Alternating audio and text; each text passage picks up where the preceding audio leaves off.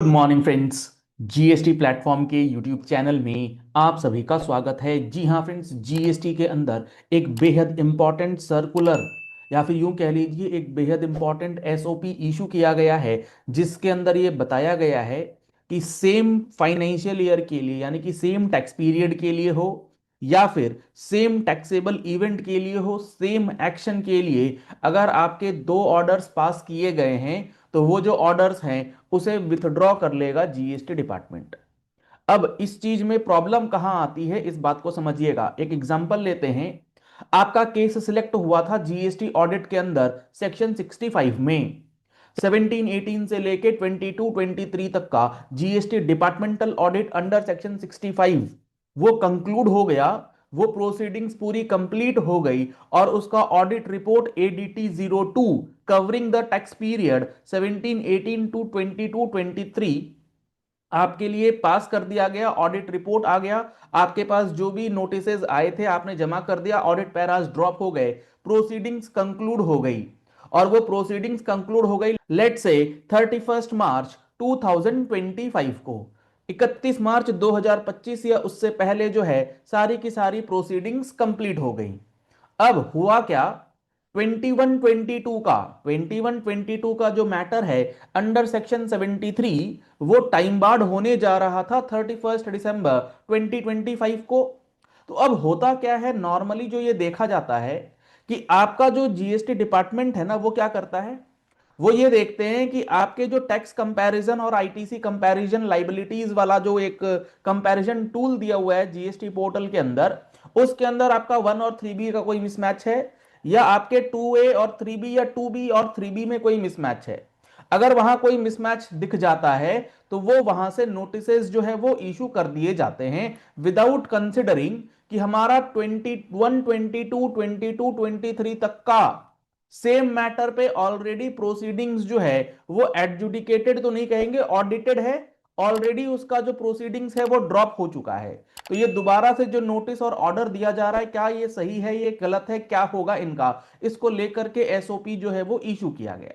तो अगर आपके पास भी ऐसा कोई मैटर है, अगर आपके क्लाइंट का ऐसा कोई मैटर है, तो इस चीज को आप ध्यान में रख करके कि आपका अगर केस ऑलरेडी एडजुडिकेटेड है तो दोबारा से वो प्रोसीडिंग्स अगर कर दी गई है तो जीएसटी डिपार्टमेंट अपने ऑर्डर को खुद से रेक्टिफाई कर सकता है। और ये बात इन्होंने यहां पर लिख करके बताई है। तो आपका अगर ऐसा कोई केस है तो आप अपने कंसल्टेंट प्रोफेशनल से जाकर के इन चीजों को समझ सकते हैं।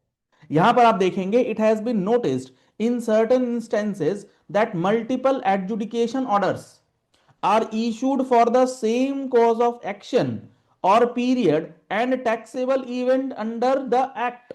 यानी कि सेम मैटर है, सेम टैक्स पीरियड है, सेम टैक्सेबल इवेंट है और मल्टीपल प्रोसीडिंग्स हो रही हैं, मल्टीपल ऑर्डर्स पास किए जा रहे हैं। The attention of the concerned is drawn to the provisions of section 161। जी हाँ फ्रेंड्स, ये बेहद इंपॉर्टेंट रेफरेंस लिया गया है सेक्शन 161 का, जो बात करता है रेक्टिफिकेशन ऑफ एरर्स।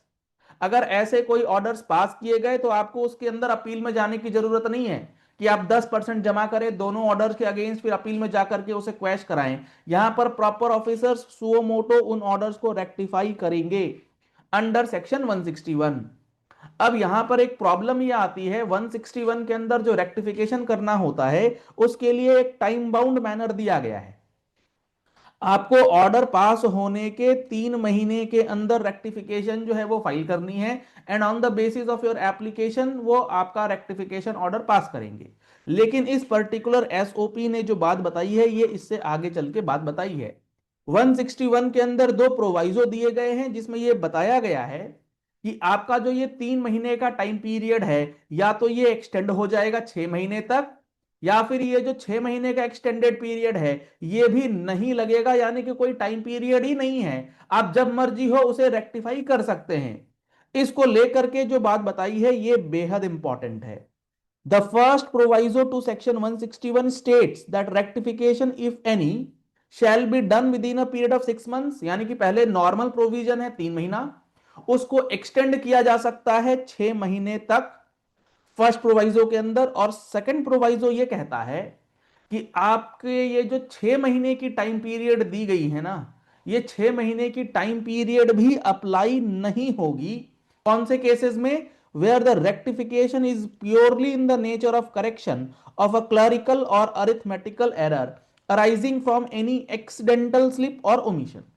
अगर ऑर्डर पास करने में कोई एक्सीडेंटल स्लिप या ओमिशन हो गया है तो ये 6 महीने का टाइम पीरियड भी आपके ऊपर एप्लीकेबल नहीं होगा। तो इसका मतलब ये हुआ कि अगर आपका ऐसा कोई केस 1 साल 2 साल 3 साल पुराना भी है तो उस पर भी आप ये सेक्शन 161 के तहत ऑफिसर से रिक्वेस्ट कर सकते हैं या ऑफिसर सुओ मोटो अपने ऑर्डर को रेक्टिफाई कर सकते हैं। No time limit shall apply. क्यों?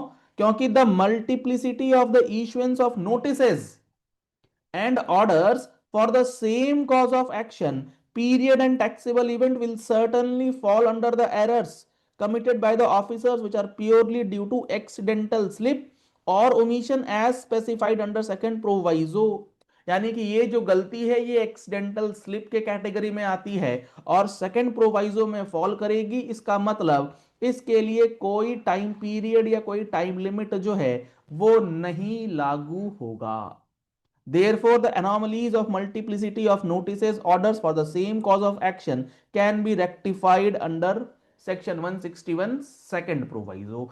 बेहद इंपॉर्टेंट और बहुत ही अच्छा ये एसओपी या फिर सर्कुलर जो है इशू किया गया है जिसके तहत आपके अननेसेसरी के जो ऑर्डर्स है, अननेसेसरी के जो लिटिगेशंस हैं वो पूरी तरीके से खत्म हो सकते हैं। तो आज ही आप अपने ऑर्डर्स को चेक कीजिए कि आपके मैटर्स पहले एडजुडिकेट हुए हैं या नहीं हुए हैं।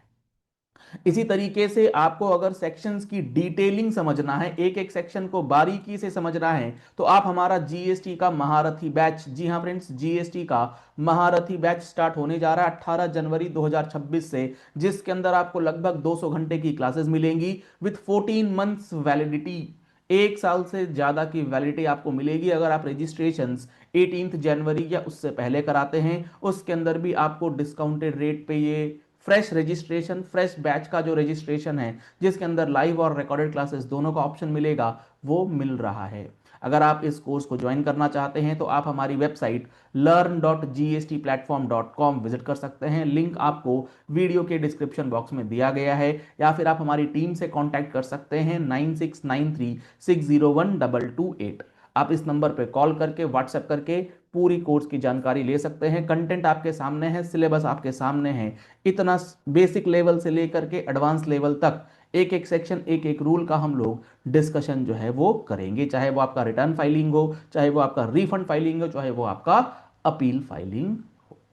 तो आप इस कोर्स को ज्वाइन कीजिए, आपको इसके अंदर बेनिफिट मिलना गारंटीड है। चलिए इस वीडियो को यही एंड करते हैं। आशा करते हैं आपको सारी बातें समझ में आ गई होंगी। अगर आपको ये वीडियो पसंद आया है तो आप इस वीडियोस को रेफर किया कीजिए, लोगों तक पहुंचाया कीजिए ताकि उनको भी इसका बेनिफिट जो है वो हो सके। पहली बार आए हैं हमारे यूट्यूब चैनल पर, हमारे चैनल को फॉलो कर लीजिए, सब्सक्राइब कर लीजिए नोटिफिकेशन बेल के साथ ऐसे ही इंपॉर्टेंट एंड प्रैक्टिकल वीडियोस के लिए।